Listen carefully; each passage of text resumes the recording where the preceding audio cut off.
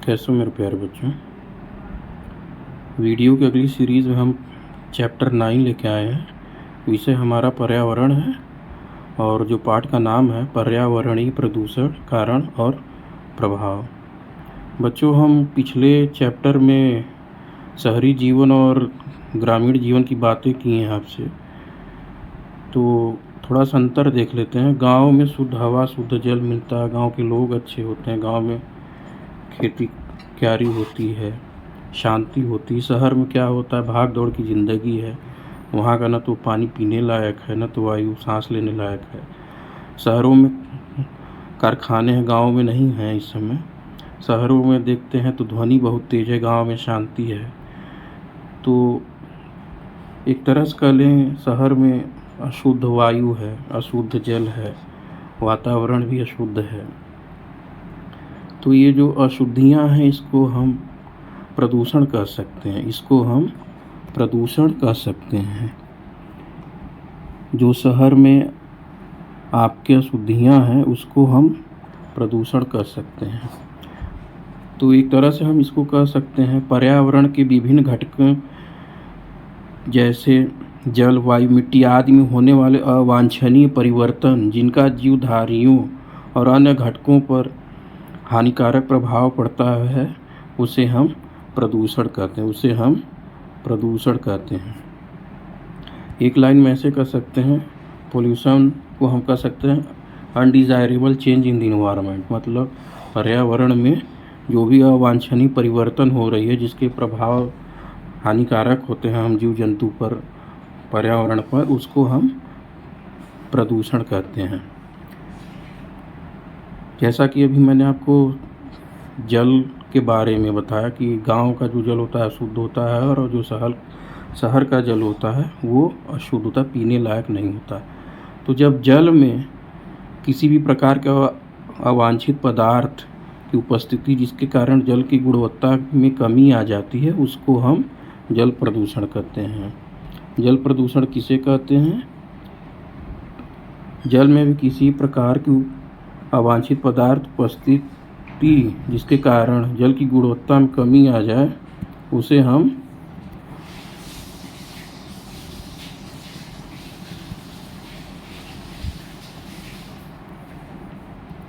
ऐसे कह सकते हैं जल प्रदूषण। जल में किसी भी प्रकार के अवांछित पदार्थ की उपस्थिति, जिसके कारण जल की गुणवत्ता में कमी आ जाए और पीने लायक न रहे, उसे हम जल प्रदूषण कहते हैं।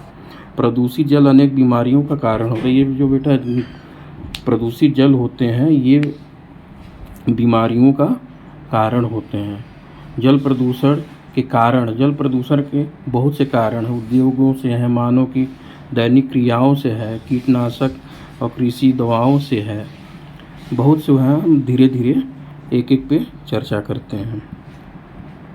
उद्योगों से, उद्योग फैक्ट्री से बेटा जो भी पानी निकलता है, जल निकलता है, वो प्रदूषित होता है। उसमें विभिन्न प्रकार के केमिकल्स घुले होते हैं, जो कि जलीय जीवों को बहुत हानिकारक होते हैं। कभी कभी तो जलीय जीव होते हैं वो मर जाते हैं। ये पानी नदियाँ, तालाबों और झीलों में बहाया जाता है और वो एकदम प्रदूषित हो जाते हैं, और वहाँ के जो जीव जंतु होते हैं वो मर जाते हैं। दूसरा आता है मानव की दैनिक क्रियाएं। नदी, तालाब आदि में कपड़ा धोने, पशुओं को नहलाने से सीवेज लाइन का गंदा पानी इसमें प्रवाहित कारण गंदा हो जाता है।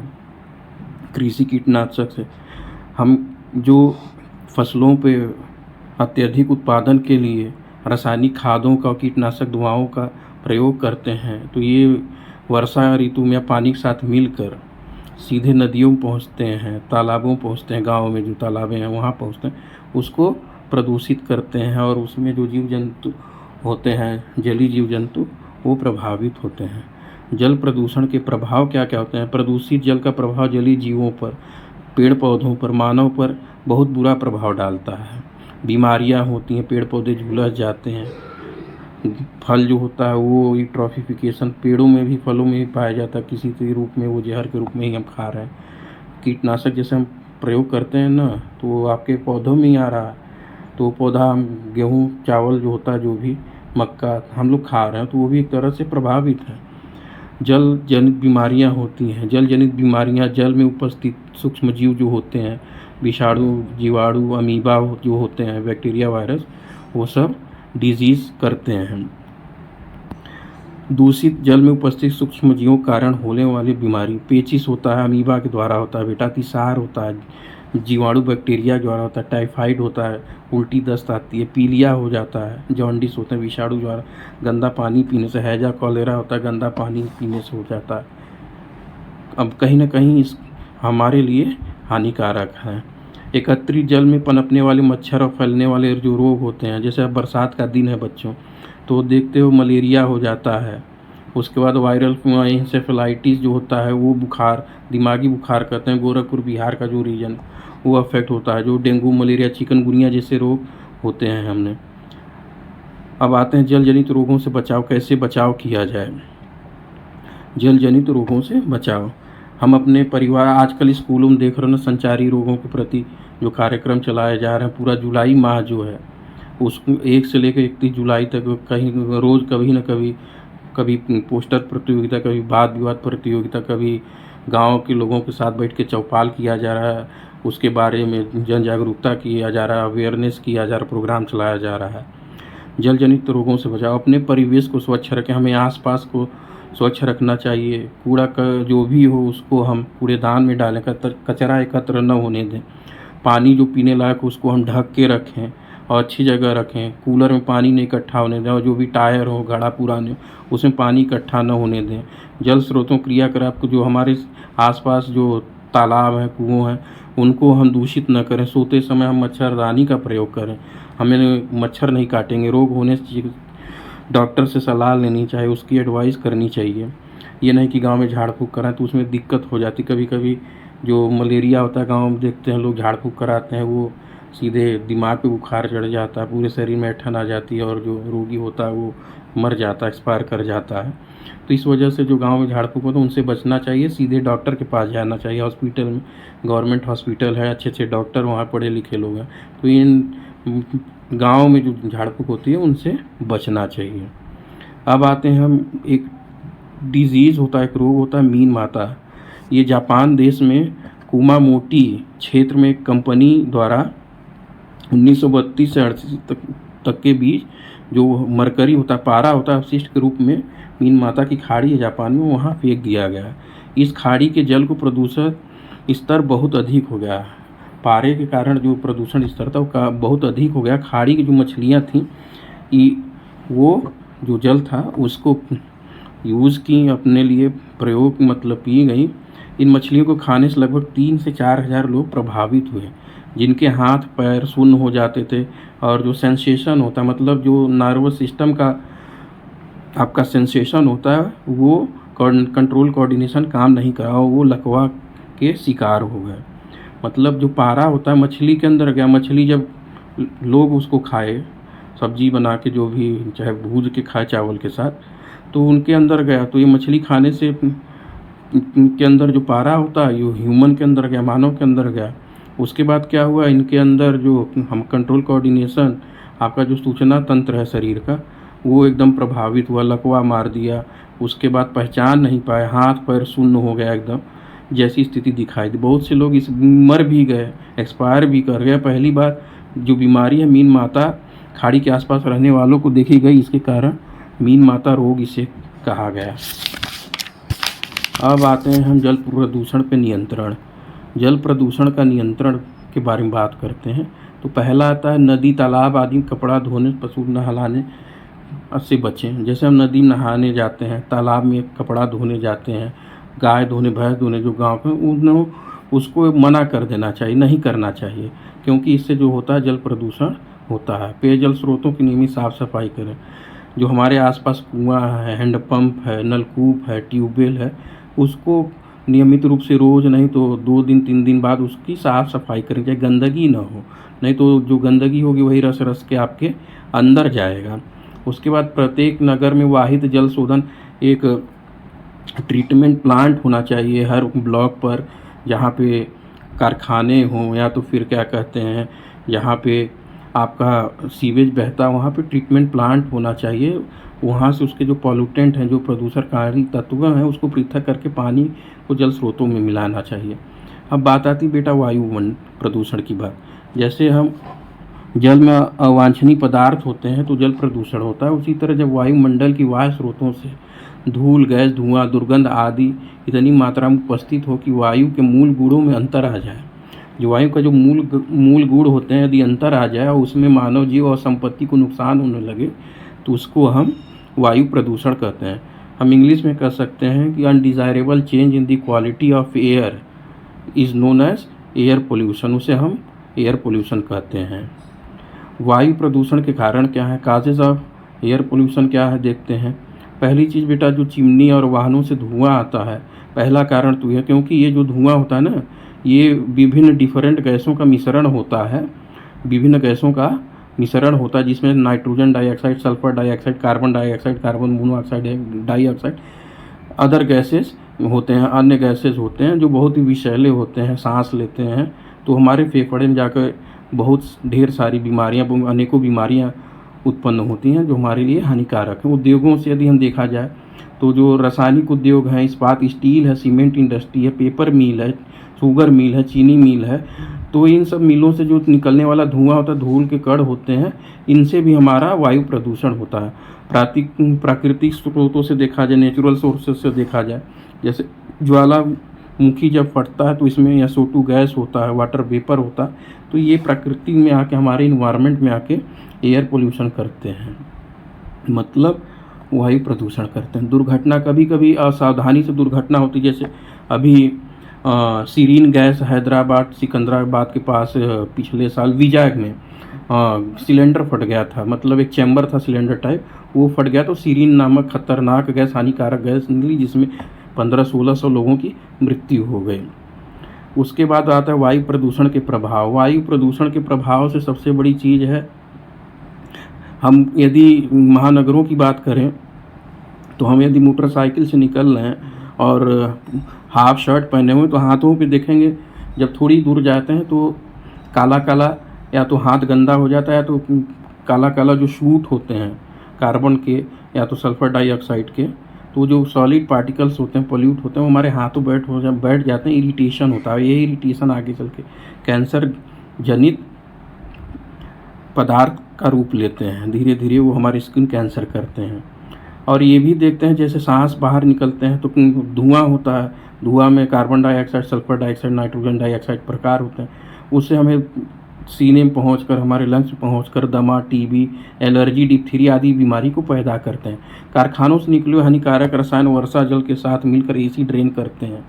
एसिड रेन मतलब अम्लीय वर्षा, जिसका प्रभाव पशु पक्षियों, पेड़ पौधे, इमारती आदि में पड़ता है। जैसे अभी आगरा की हम बात करें तो आगरा के पास जितने भी कारखाने थे उनको मतलब कार्बन डाइऑक्साइड गैस कम करने के लिए, जो अदर गैसेज हैं उसे कम करने के लिए कहा गया, तब भी वहाँ पे एसिड रेन के कारण जो उसका जो मार्बल है वो थोड़ा थोड़ा ख़राब हो रहा था।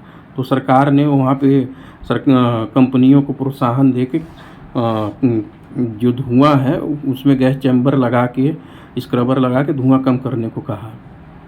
प्राकृतिक स्रोतों से हम देखा जाए वायु प्रदूषण होते हैं, जैसे अभी बताया आपको, ज्वालामुखी से जो धुआं निकलता है वो भी प्रदूषण कारक होता है। कारखानों से निकले वाले हानिकारक रसायन अम्लीय वर्षा करते हैं, इसमें भी SO2 आपका होता है, सल्फर डाइऑक्साइड।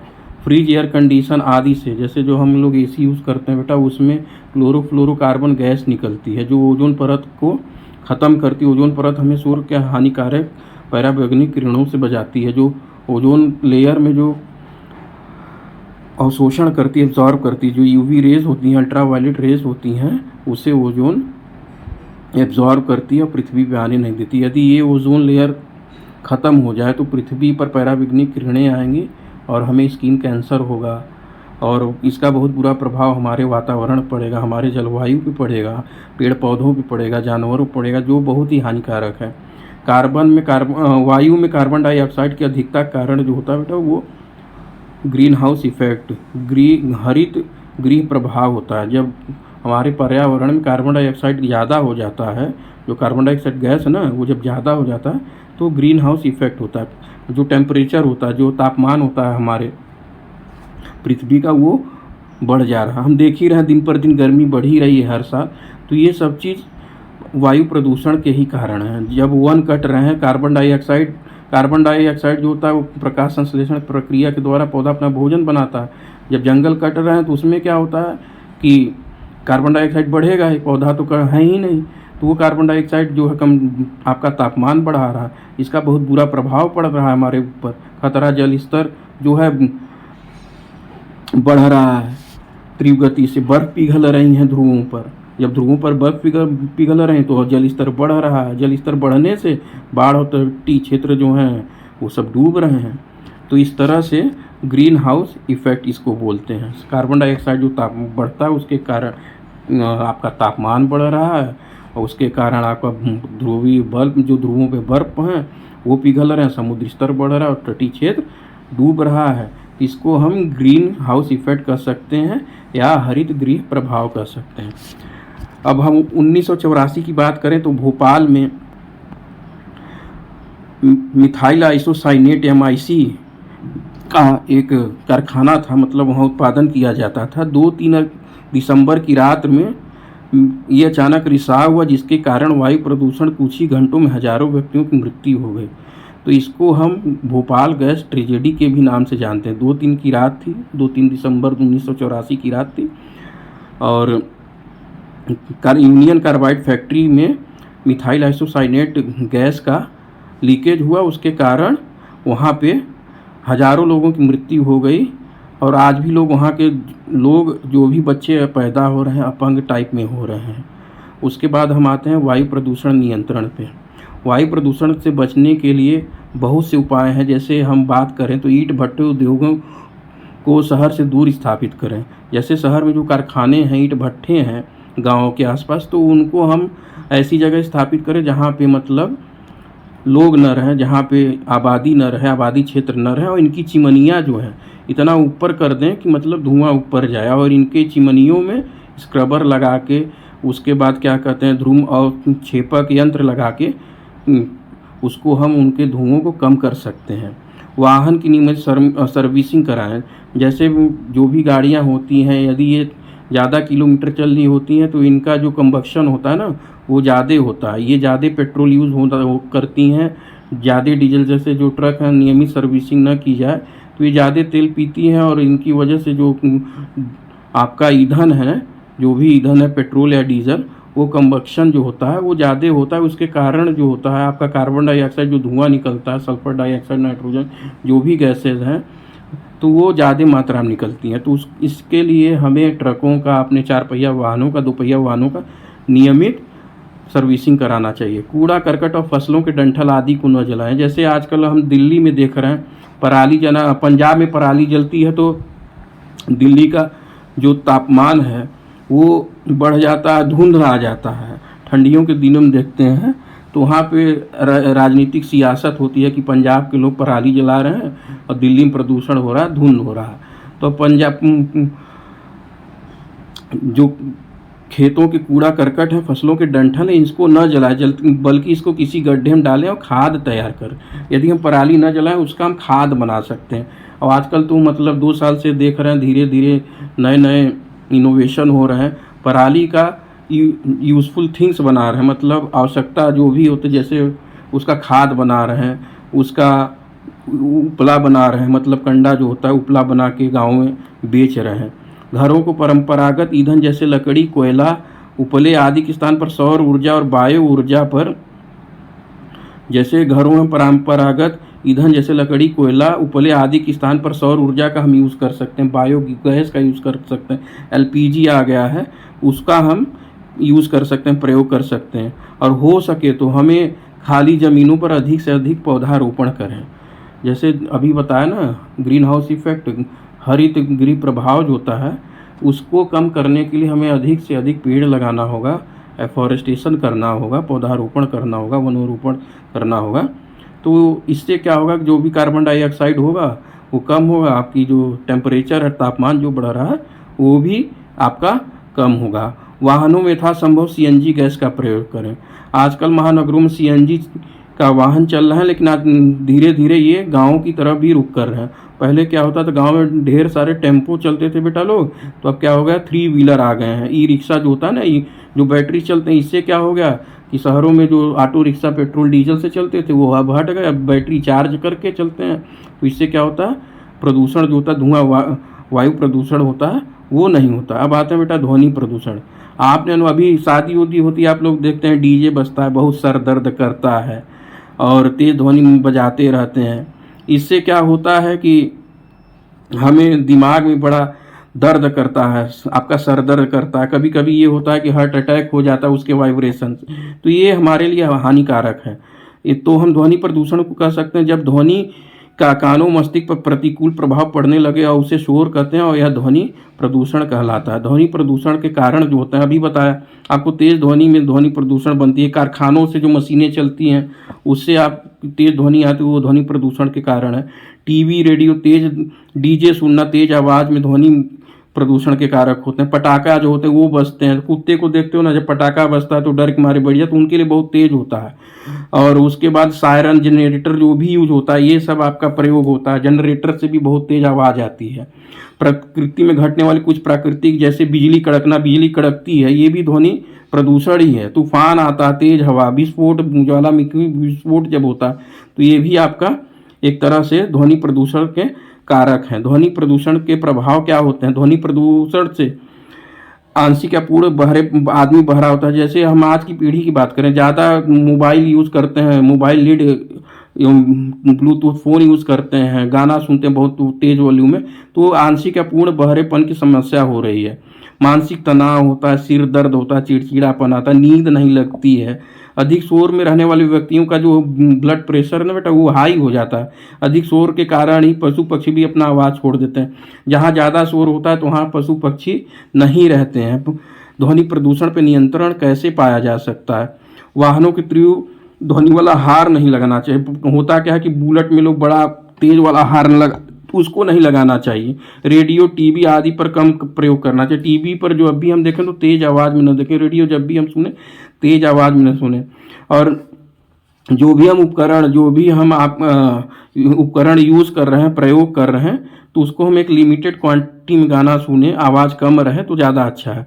उद्योगों को शहर से दूर स्थापित करना चाहिए। उद्योग जो है उनके लिए एक अलग ही क्षेत्र बनाना चाहिए, अलग ही एरिया बनाना चाहिए जहाँ पर मशीनें चलें, लोग आबादी पॉपुलेशन, वहाँ जनसंख्या न रहे, तो उसको हम रोक सकते हैं, ध्वनि प्रदूषण को रोक सकते हैं।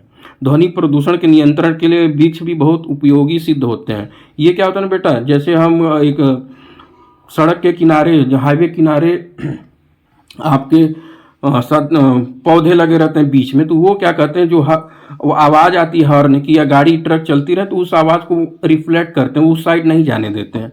आप देखे होंगे कि सड़क के बीचों बीच पेड़ लगे होते हैं फूलों के, तो वो आवाज़ को एब्जॉर्ब करते हैं। मृदा प्रदूषण की बात करते हैं, ग्रीन मफलर उसको कहते हैं, जो होता है सड़कों किनारे लगे वृक्षों, वाहनों की आवाज़ को रोकते हैं, जो जिन बस्तियों को शोर कम पहुँचे, बस्तियों आज तक शोर कम पहुँचे, इसलिए सड़कों किनारे लगे वृक्ष को ग्रीन मफलर भी कहते हैं। ये क्वेश्चन आ चुका है।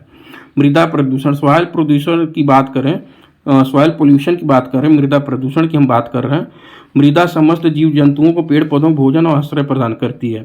ये जो मिट्टी है ना, इस पे ही हम अनाज उगाते हैं, पेड़ पौधे लगाते हैं, और इसी पे हमारा भोजन, मतलब जो पौधा होता है मिट्टी पे उगता है, तो हमारा भोजन भी इसी पे आश्रित है। कुछ प्राकृतिक और मानव जनित कारणों से जब मृदा की गुणवत्ता खराब हो जाती है, ह्रास होता है, तो इसे मृदा प्रदूषण कहते हैं। कुछ प्राकृतिक मतलब नेचुरल और एंथ्रोपोजेनिक रीजन्स होते हैं जो हमारे सॉइल को डिटेरिएट करते हैं, उसको हम सॉइल पोल्यूशन कहते हैं। सॉइल पोल्यूशन के काजेस क्या क्या होते हैं? मृदा प्रदूषण के काजेस को देखते हैं। मृदा प्रदूषण के निम्न काजेस होते हैं। कृषि द्वारा, हम अभी पहले ही चर्चा किए कि जो हम खेतों में कीटनाशक और उर्वरक रसायनों का प्रयोग करते हैं, इससे भी मृदा प्रदूषित हो रही है, क्योंकि ये जो आपके फर्टिलाइजर्स हैं, केमिकल फर्टिलाइजर्स हैं और कीटनाशक इंसेक्टिसाइड्स हैं, ये सब घुल के मिट्टी में जाती हैं और ये मिट्टी की उर्वरा शक्ति जो होती है उसको कम करती हैं दिन पर दिन। घरेलू और औद्योगिक अपशिष्ट द्वारा जो रेसिड्यूज निकल रहे हैं इंडस्ट्री से और हमारे घर से, ये सीधे आपके जैसे प्लास्टिक हुआ, तांबा, पारा, गंदा जल जो भी और सीवेज का हुआ, ये मिट्टी के साथ मिलकर मिट्टी में जब बहते हैं तो मिट्टी को प्रदूषित करते हैं। वनों का नाश, वन पर्यावरण से शुद्ध रखने के लिए साथ मृदा अपरदन को रोकने का भी काम करते हैं। जो पेड़ पौधे होते हैं बेटा ना, वो मृदा अपरदन, सॉइल इरोजन को रोकते हैं। सॉइल इरोजन होता क्या है? The removal of uppermost layer of the soil is known as soil erosion. जो आपका सॉइल इरोजन है, मृदा अपरदन जो है, वो जो मिट्टी की पहली लेयर है, ऊपरी परत है, उसका जब बह जाना उसी को हम मृदा अपरदन कहते हैं। तो ये पेड़ पौधे जो होते हैं ना, इसको रोकते हैं, मिट्टी को बहने नहीं देते हैं।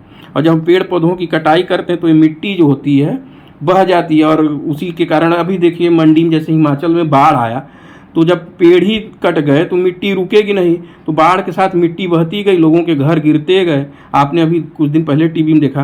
प्राकृतिक कारण की हम बात करें तो ज्वालामुखी विस्फोट जो होता है आपका, उसके बाद भूस्खलन, लैंडस्लाइड्स अभी आप उत्तराखंड में देख रहे हैं, समुद्री तट पे तूफान जो आते हैं उसको देखिए। ये भी क्या कहते हैं, मिट्टी को हटा देते हैं। उसके बाद एसिड रेन जो होते हैं, एसिड रेन जब होगा तो घास पत्ती जो भी पेड़ पौधे हैं वो सब जल जाते हैं। जब ख़त्म हो जाते हैं तो जब पानी आता है तो बह जाते हैं। इसी कारण ये मिट्टी प्रदूषित करती है। मृदा प्रदूषण के प्रभाव, मृदा प्रदूषण के निम्न प्रभाव, मिट्टी के रहने वाले जीव जंतु नष्ट होता है। जब मृदा प्रदूषण होता है तो मिट्टी में जो बैक्टीरिया, फंजाई और जीवाणु विषाणु रहते हैं, वायरस बैक्टीरिया, वो सब मर जाते हैं। मिट्टी का उपजाऊ कम जो होता है, उपजाऊपन होता है, वो कम हो जाता है। मिट्टी का जो आपका उपजाऊपन होता है वो एकदम कम हो जाता है, नहीं खत्म हो जाता है, भूमि बंजर हो जाती है, जिससे पेड़ पौधे फसलों की वृद्धि पर दुष्प्रभाव पड़ता है। वहाँ पे पैदावार कम होती, भले हम बाद में उसको पैदावार बढ़ाने के लिए फर्टिलाइज़र, केमिकल फर्टिलाइज़र और इंसेक्टिसाइड, पेस्टिसाइड का यूज़ करें, वो तो हम अपने लिए यूज़ कर रहे हैं, अपने प्रोडक्टिविटी के लिए, लेकिन वो इनडायरेक्टली कहीं ना कहीं सॉइल पोल्यूशन को बढ़ावा मिल रहा है। उसके बाद हम आते हैं प्रदूषित मृदा पर पैदा होने वाली फसलों के सेवन से मानव स्वास्थ्य पर भी बुरा असर पड़ रहा है। हम जो केमिकल फर्टिलाइज़र यूज़ करते हैं अपनी प्रोडक्टिविटी बढ़ाने के लिए, तो वो कहीं ना कहीं जो प्रोडक्ट बनता है आपका गेहूँ चावल, तो वो जब हमारे पास आता है तो कहीं ना कहीं वो स्टोर रहता है, तो हमारे ऊपर भी इनडायरेक्टली आपका हानिकारक है। कहीं ना कहीं हमें वो जीन म्यूटेशन कर रही है, कहीं ना कहीं कोई बीमारी कर रही है। तो ये आपका सॉइल पोल्यूशन से रिलेटेड है।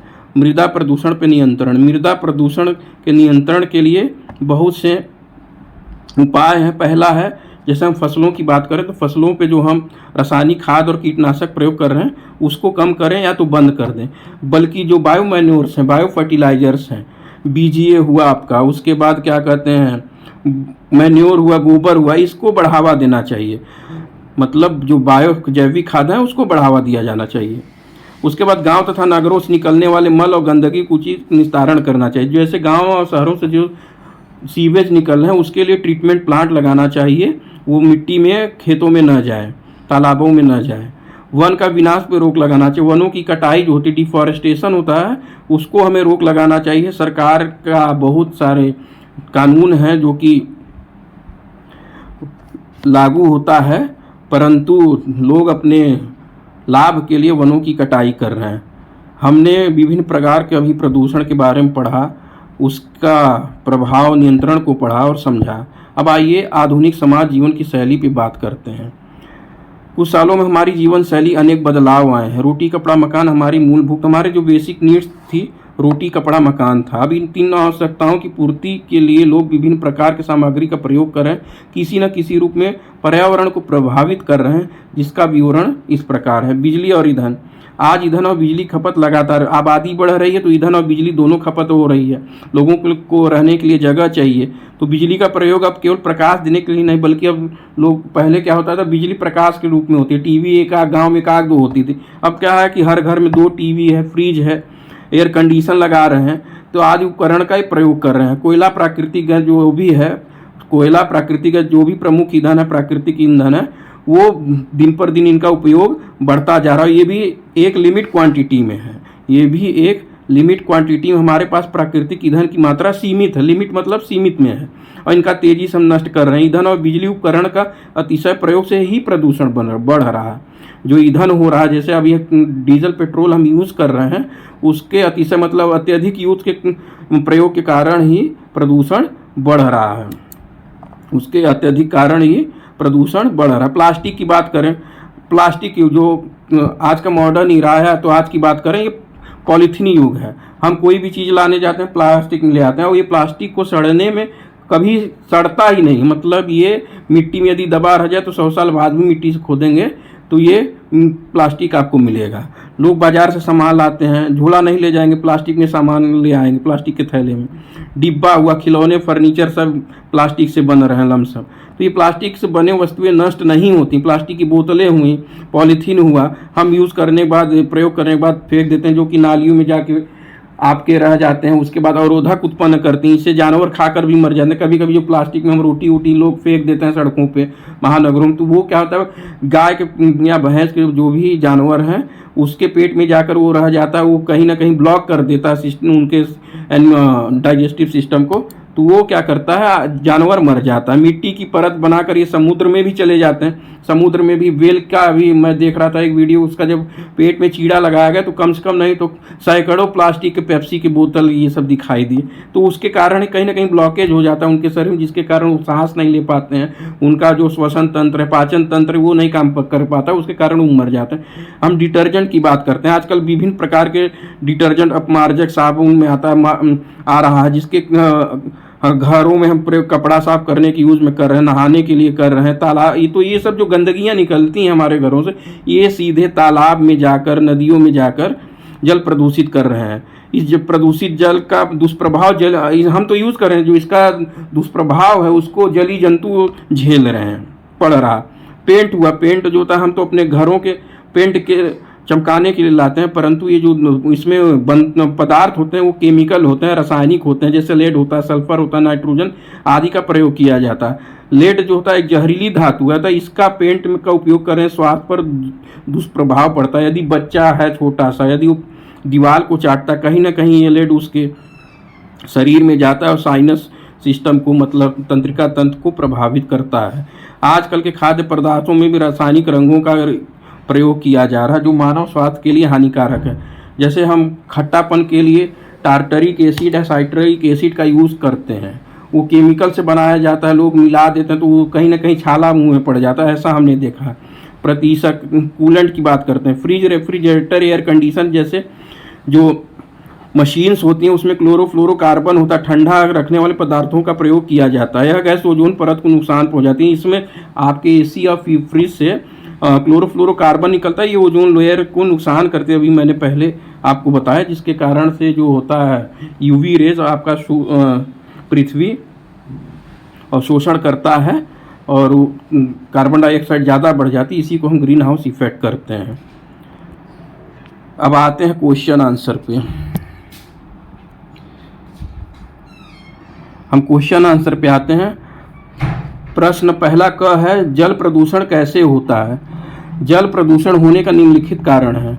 उद्योगों द्वारा विभिन्न उद्योगों और घरेलू उपयोगों से निकले हुए अपशिष्ट पदार्थ नदियों और तालाबों में जाकर जल को प्रदूषित करते हैं। दूसरा, मानव की दैनिक क्रियाएं, जैसे आप गंगा जी नहाने जाते हैं, तालाब में नहाने जाते हैं, पशुओं को नहलाने ले जाते हैं, सीवेज का गंदा पानी प्रवाहित, इससे भी आपका जल प्रदूषण होता है। कृषि और कीटनाशक दवाएं, हम अभी कृषि की बात करें तो फसलों के अत्यधिक उत्पादन के लिए जो उपयोग करते हैं हम रासायनिक खाद और कीटनाशक दवाएं, वो जल के साथ मिलकर आपका मृदा प्रदूषण भी करता है, आपका जल प्रदूषण भी करता है। उसके बाद आते हैं वायु को प्रदूषण करने वाली गैसों का नाम लिखिए। इसमें आपका कार्बन डाइऑक्साइड हो गया, कार्बन मोनोऑक्साइड हो गया, नाइट्रोजन ऑक्साइड हो गया, सल्फर डाइऑक्साइड हो गया, CFC हाइड्रोकार्बन हो गया, क्लोरीन हो गया, अमोनिया, मीथेन आदि वायु को प्रदूषित करने वाली गैसें। ध्वनि प्रदूषण से आप क्या समझते हैं? जब ध्वनि का कानों और मस्तिष्क पर प्रतिकूल प्रभाव पड़े, मतलब अनुकूल प्रभाव न पड़े, प्रतिकूल प्रभाव पड़ने लगे तो उसे शोर कहते हैं, और यही ध्वनि प्रदूषण कहलाता है। ध्वनि प्रदूषण किन कारणों से होता है? तो पहला, यातायात के तेज साधनों से जो ध्वनि उत्पन्न होती है उसके कारण, टीवी, रेडियो, डीजे आदि के तेज ध्वनि कारण बजाए जाने ध्वनि प्रदूषण होता है। पटाखों से होता है, जब पटाखा बोलता है तो उससे भी ध्वनि प्रदूषण होता है, और उससे वायु प्रदूषण भी होता है, जो उससे धुआं निकलता है। उद्योगों में जो मशीन प्रयोग होती हैं उनकी आवाज़ से, तेज आवाज़ से ध्वनि प्रदूषण होता है। प्राकृतिक में जो भी जैसे ब्लास्टिंग होती है ज्वालामुखी में, उसके कारण होता है। बिजली कड़कना, तूफान हुआ, ये सब आपके ध्वनि प्रदूषण के कारक हैं। मृदा प्रदूषण के नियंत्रण हेतु क्या करना चाहिए? मृदा प्रदूषण को नियंत्रण करने के लिए पहला चीज़ ये है कि हमें रासायनिक खादों का और उर्वरकों का, कीटनाशकों का प्रयोग कम करें या ना करें। जैविक खाद को बढ़ावा दें। गांवों तथा नगरों से निकलने वाले जो भी सीवेज है, मल और गंदगी उचित स्थान पर निस्तारण किया जाए। सीवेज ट्रीटमेंट प्लांट लगाया जाए। वनों की कटाई को रोका जाए, अधिक से अधिक वन लगाया जाए, पौधारोपण किया जाए। इससे द्वारा हम आपका मृदा प्रदूषण रोक सकते हैं। सही शब्द चुनकर रिक्त स्थानों की पूर्ति कीजिए। प्रदूषित जल पीने से पीलिया होता है, हैजा होता है, 2-3 बीमारियां, तो पीलिया लिख दीजिए। आपके कोष्टक में दिया हुआ शब्द उसको लिखना है।